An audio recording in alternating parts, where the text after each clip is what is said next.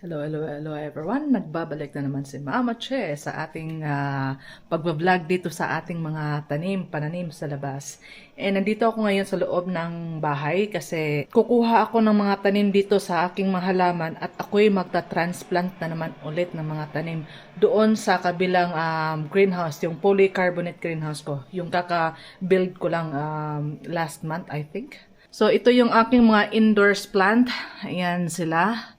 Yan, marami pang mga tanim. Kung gusto nyo, kuha lang kayo. Daming extra si Mama Che. So, yan. Ito yung aking okra. Lumalaki na sila. Ano ko pa lang to sila, repotting kagabi. More eggplant, meronda eggplant, tapos may mga melon yan na charantis at may ginger ako doon banda. And ito yung mga extra ko. And meron din akong malunggay dito. More melon, yung aking squash doon medyo malaki na. Pero hindi ko pa yan siya i-transplant kasi tawag nito, it's too early pa. So I think I have to repot this one sa medyo malaking pot na yan. And today, yung tanim na aking itata-transplant today is itong mga tanim ko. Ayan siya. Kaya punta tayo doon sa labas and maganda yung weather today.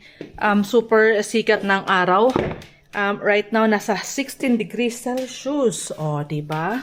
And pinaka-highest is 17 degrees Celsius lang yan. Pero siguro, tataas pa siguro yan.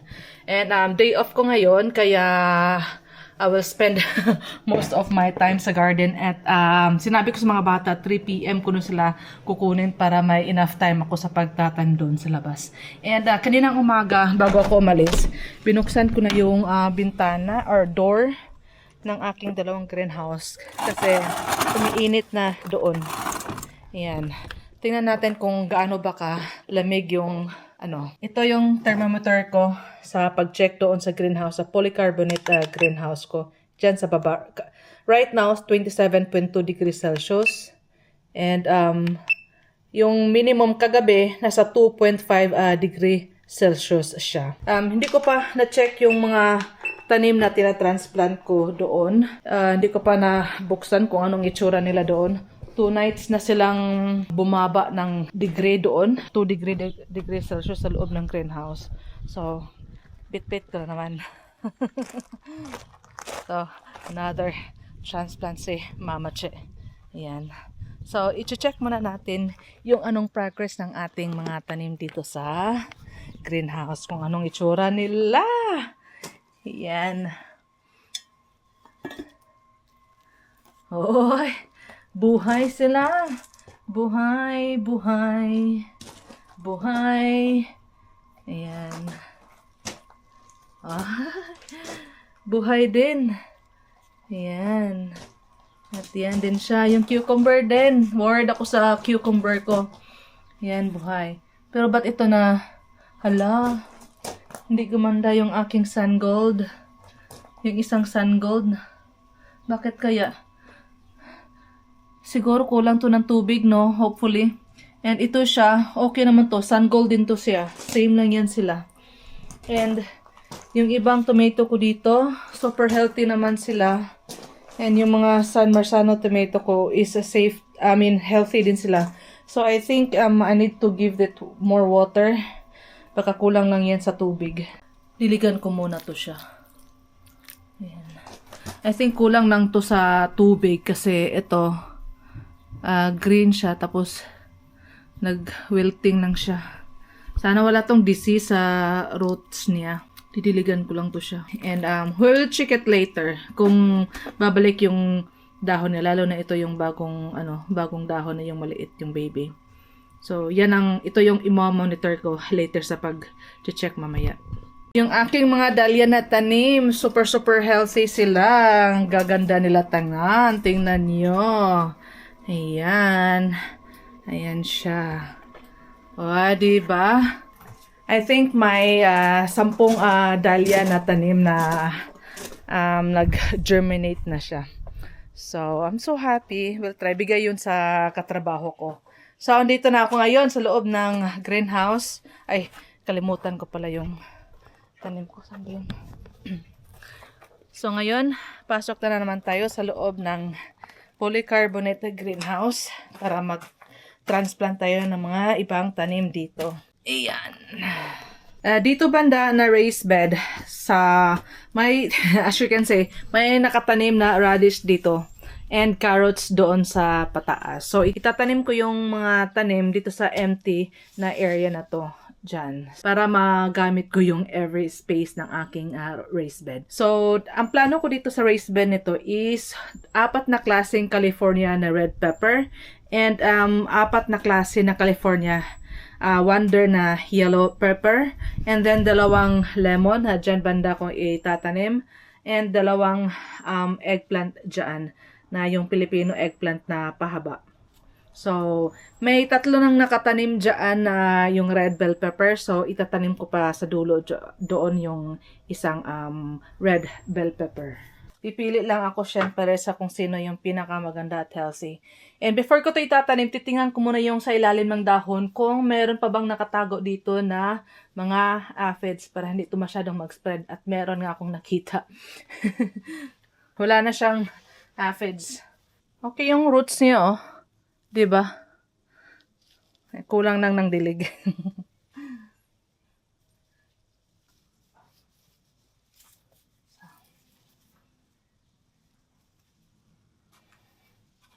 Yellow pepper natin dito banda. Uy, may metal pala dito.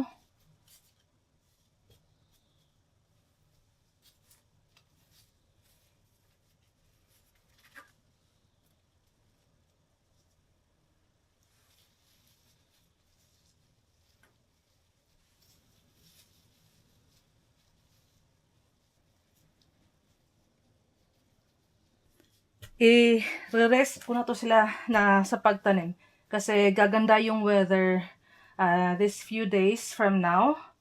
I think magsi 6 degree kami mamayang gabi. Hindi siya bababa ng 6 degree. Siguro dito siguro sa mga 7 or 8 degree Celsius. So, yeah. And during daytime, mainit. So, aabot dito sa loob ng greenhouse ng mga 20 plus for sure. So, kaya i-rest ko na silang ita-transplant dito sa labas ng, dito sa loob ng greenhouse. So, ayan.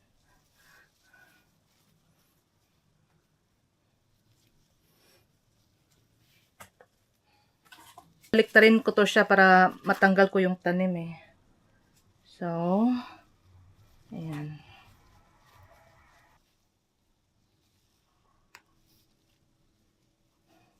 Ito yung tequila pepper, yung purple bell pepper. Itatanim ko siya dito, yung 2 doon banda.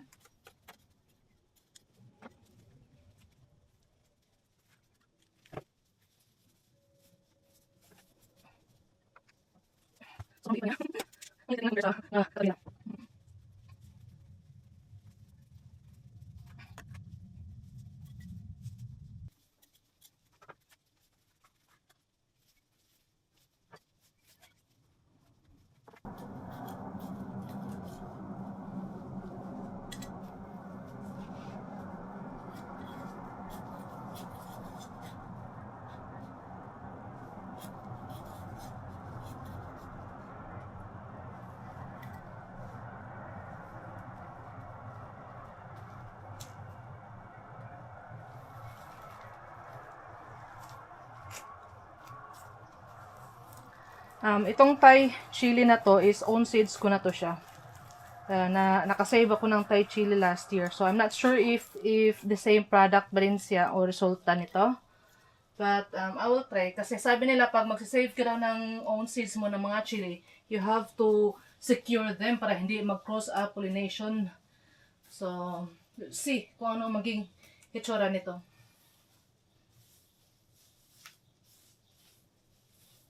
Yan.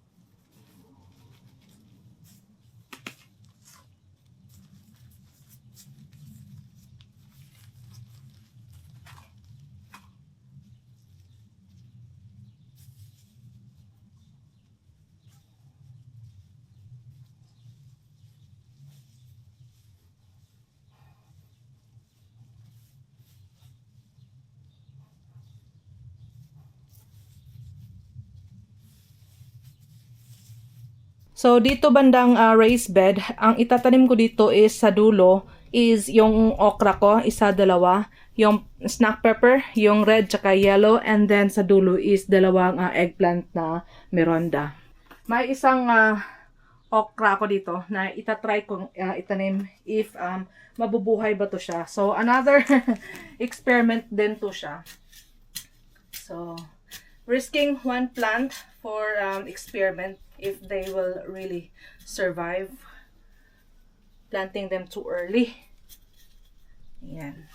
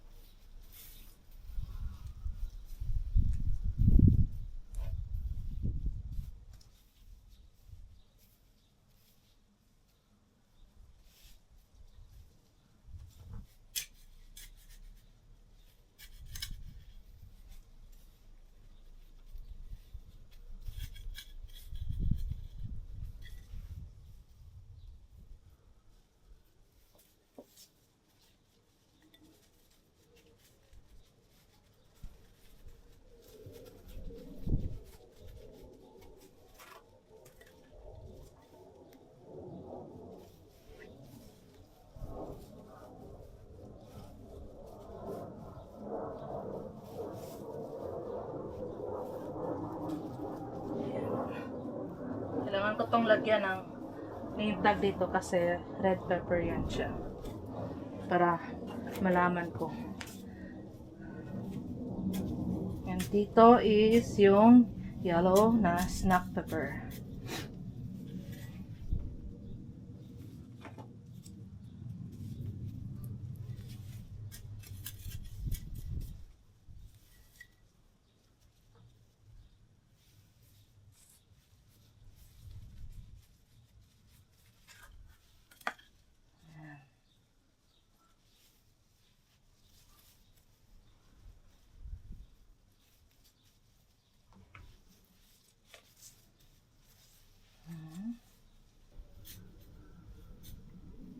Alam kong lalaki to sila. Kasi nakapagtanim na ako dito last year doon sa loob ng greenhouse.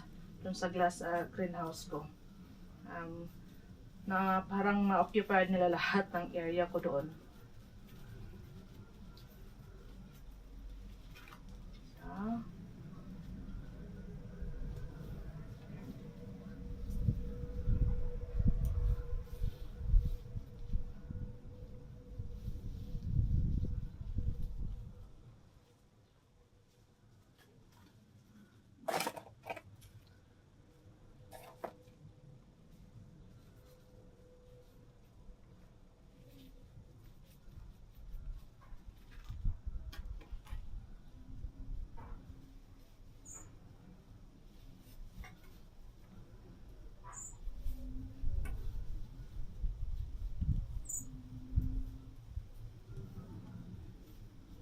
Meron akong isang tanim dito na Marconi Giello.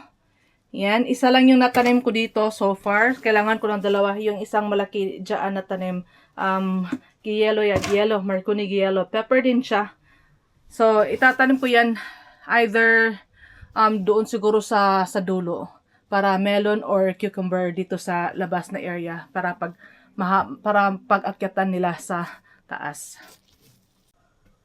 Itong cover sa ampalaya ko, itong plastic, tatanggalin ko to siya at kakover ko doon sa okra ko. Ayan. Pahaba na rin to siya. Careful lang ako na hindi ko to masira. My goodness, nakakatakot. Kasi dalawa lang yung ampalaya kong natira. Nagtanim ako dito ng 2 pack ata, as in dami kong tinanim. Pero, unfortunately talaga, hindi talaga ako masyadong nabubuhayan ng mga ampalaya. So, ayan. And, ito siya, ika-cover ko dito sa okra. So, ayan guys, nag-change yung mind ko and itatry kong experiment, risking my melon. Yan, ortolani na, no. Oh yeah, ortolani na melon dito sa loob ng polycarbonate na greenhouse. Actually, dalawa lang yung nag-germinate sa akin na melon ortolani. The rest is yung Charentais na melon. Pero isa lang kasi yung medyo malaki na. Kasi ito yung una na tinanim ko na nag-germinate. Tapos yung the rest na Charentais is later ko na sila. Kasi walang masyadong melon na nag-germinate. Kasi kaya nag-start over akong mag-sowing. And of course, lalagyan natin to ng pang-akyatan doon sa taas.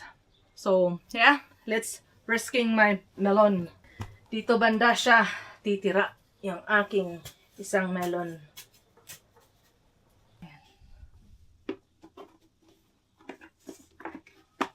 So, dito aakyat yung melon.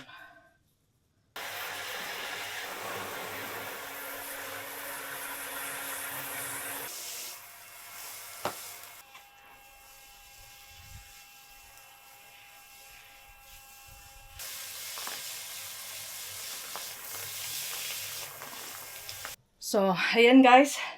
Kakakarating ko lang ulit at nagdilig ako ng mga halaman sa aking garden. And nagpalit na ako ng damit dahil madumi yung damit ko. Kasi sinundo ko yung mga bata. So, ayan. Tingnan natin yung tomato na diniligan natin kaninang bago tayo magsimula sa pagtrabaho. And so, hindi na siya wealthy. Yan oh. So, kulang lang talaga yun siya ng dilig, tubig. Yung isa, okay na okay. So, diniligan ko to siya ulit. Kaya, basa pa rin yan. So, yeah. And, dito na po tayo magtatapos sa ating video for today. And thank you everyone for watching. See you next time. Bye-bye.